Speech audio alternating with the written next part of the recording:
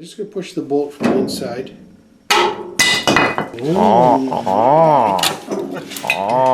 Yeah. Yep. Hello and welcome to another episode of our Triumph GT6 rebuild. My dad has always wanted to own one of these cars, so back in June of 2014 we picked this one up. It was the only GT6 available and not exactly in prime condition. We decided the car deserved a complete rebuild, so we stripped it down, repaired the chassis, and in episode 3 we got a start on the bodywork. We finished off with 2 new floors, inner sills, sill strengtheners, and outer sills. Today we're picking up from there and heading backward. The rear wheel arches have had just as much love over the years as many other areas of the car, which is not a lot. They look okay at first glance, but aluminium and body filler tend to conceal things. Wait a bloomin' tick, I've gone all British! I meant to say aluminum, because I'm Canadian, eh? Well, technically I'm half Canadian and half British, but that's another story. If you watch Project Binky on YouTube, you'll hear them tell you that actually it's the other way around, and that it's not a hood, it's a bonnet, and that 2 empty halves of coconuts are not a replacement for a horse. But come on! America calls it aluminum, and we don't like stepping on their toes, so if it's good enough for them, we'll just say okay. Oh. Sorry, but we do still respect other ways too.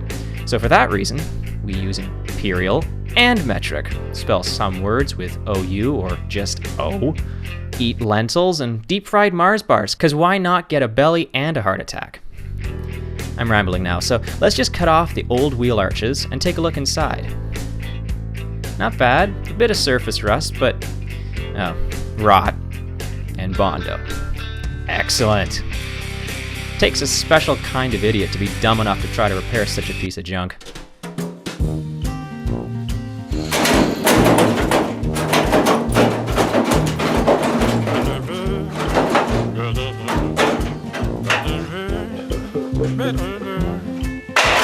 We hacked out the rot, treated the surface rust inside the fender, and got a coat of paint everywhere. We then constructed a small patch for the rearmost area of the inner panel, but it turned out pretty badly, so we'll replace it later on. The corner here is so rotten we will have to cut it out and fabricate some patches. But first, it's vital to weld on the new outer wheel well piece so we can actually have a corner to build to. The 2 patches we made for this corner worked out quite nicely, and they are plug and seam welded into place.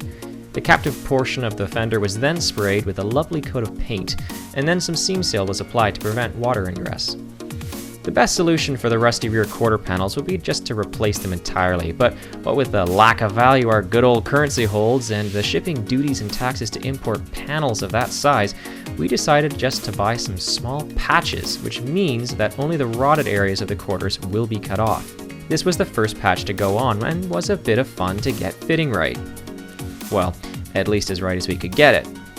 With that work now done, we can start positioning and tacking on the new outer lip. We would like to butt weld the lip to the rest of the panel, but due to a small amount of preload, it's going to be very difficult to hold it into the position we need.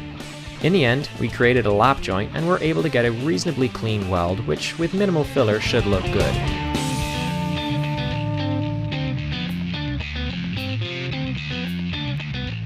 For those of you wondering, this is our very first restoration, and we are amateurs at best. Others could have probably fitted this piece better, but I think it's going to look alright.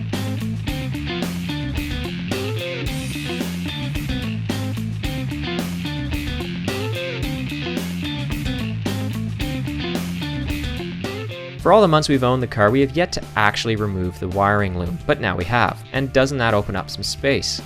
Eventually, we will rewire the whole car with better electrical connectors and a proper fuse block. Apparently, safety wasn't that high on the list of priorities in the 70s. Well, at least at British Leyland. So in the rear wheel well, we got this ugly piece of metal here, which used to be the shock mount. Between these 2 bolts here used to be a bump stop, and we'll think about that later, but the shock used to bolt onto here, and now on the chassis we actually have a conversion kit, so the shocks bolt directly to the chassis, which just makes more sense anyway. So this is redundant, so we're going to cut that out. We got a hole here, and we got pulling away here and stuff, but the worst part is the fact that I can move this with my hand. Let's go inside and have a little look what's in there.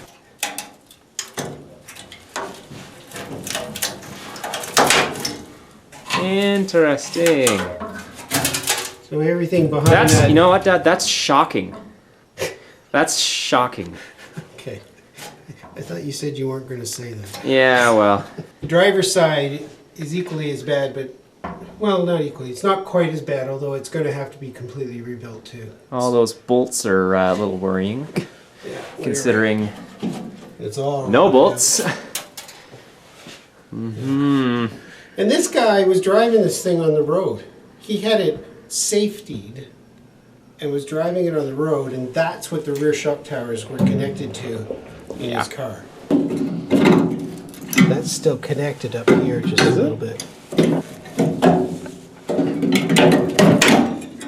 Oh, not much. There's a hole. There's a hole.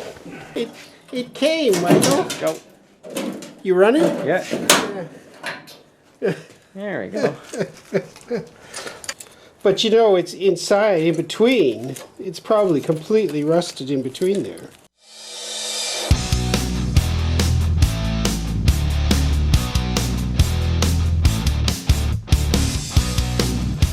New rear inner wheel wells are time consuming to install and cost almost $500 a side when you take everything into account.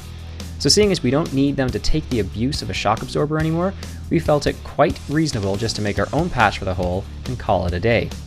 It didn't turn out too badly for only having a tire to act as a sandbag, a hammer, and a dolly that was by no means the right shape. A helpful tip if you have ever screwed up and trimmed your panel too much, like we did. Take a piece of copper pipe, flatten the end with a hammer, and grab it with a pair of vice grips. Then just hold it behind the space and weld right over top of it. Weld doesn't stick to copper, so this works very well to help bridge the large gap. With the welding finished, we flapped it back with a grinder, primed it, and the result is pretty acceptable. That is one half of the back of the car looking very much better. On to the other side.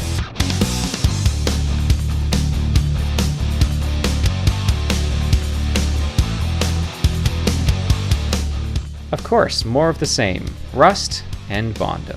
And rivets. And some kind of galvanized metal.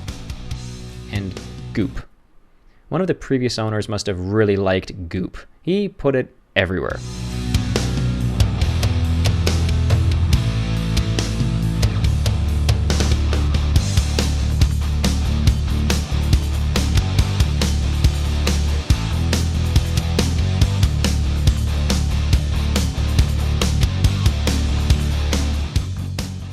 I'm just going to push the bolt from the inside.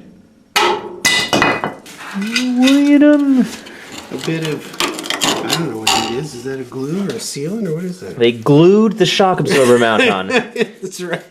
And then drove to Toronto. A little adhesive. A little adhesive. A little adhesive. All right, Mrs. Doubtfire. Oh, man.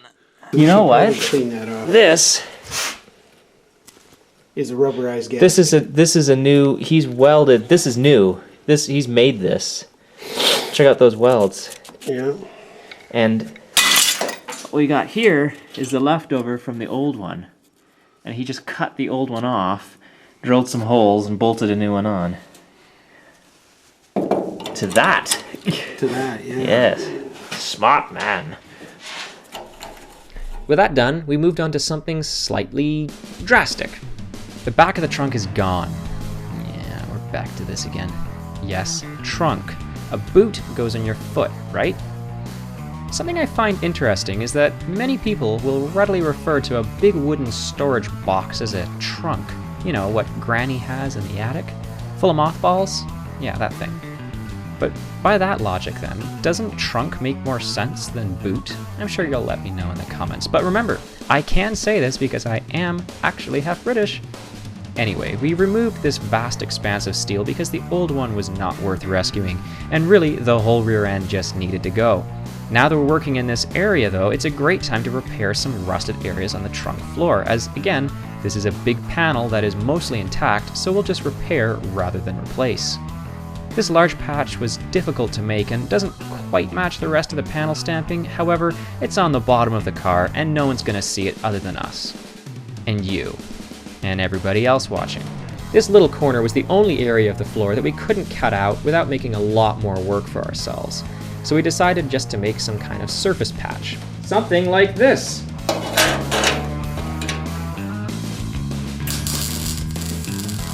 excellent, and after cleaning, welding, grinding, and cleaning again, we can spray on some etch prime. Not bad. There are 8 new panels that need to be installed here, and they all reference off each other. We would have liked to leave some original metal to reference from, but you know.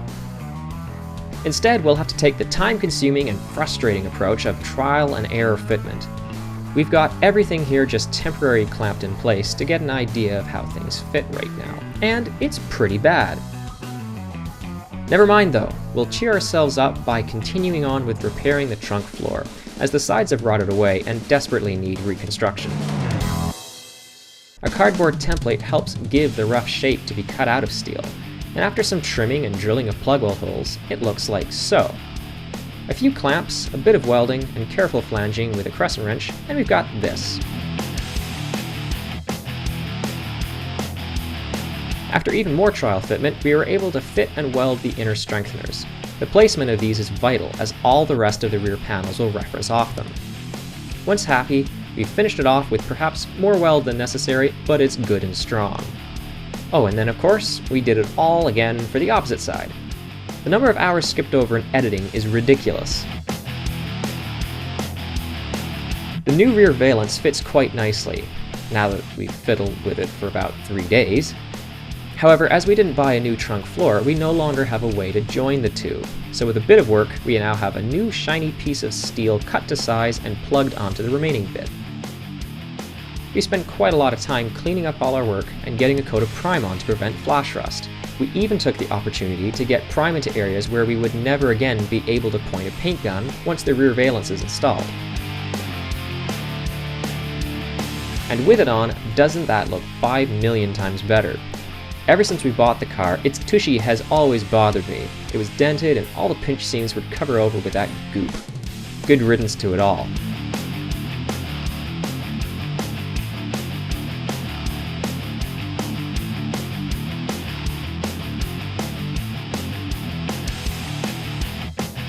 We here at Fanatik Builds love welding, but not a lot.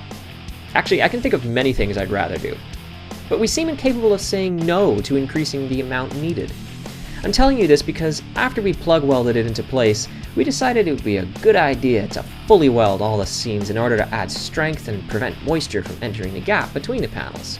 Simple. It turns out not to be a small task. You have to literally go 1/2 centimeter at a time in order to prevent the metal from melting. And after you've finished all the welds, you have to go back over it with a grinder to achieve certain aesthetics. Once we started, I instantly regretted it, as the finished product was so nice that now I have to go back over the rest of the car and seam weld everywhere else. Why do we do this to ourselves? The next logical step was to treat the surface rust on the driver's side quarter panel and get some paint in there, as it's the last time we'll be able to access it. So with the rear end well on its way to completion, I think we'll end this episode right there. Stay tuned for next time, where we continue this self-made path of lunacy.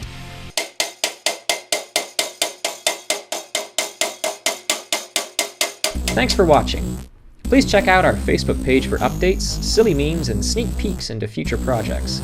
If you enjoyed this video and want to help us to make more, please let me know in the comments and consider sharing it with a friend. Happy New Year from all of us here at Fanatik headquarters.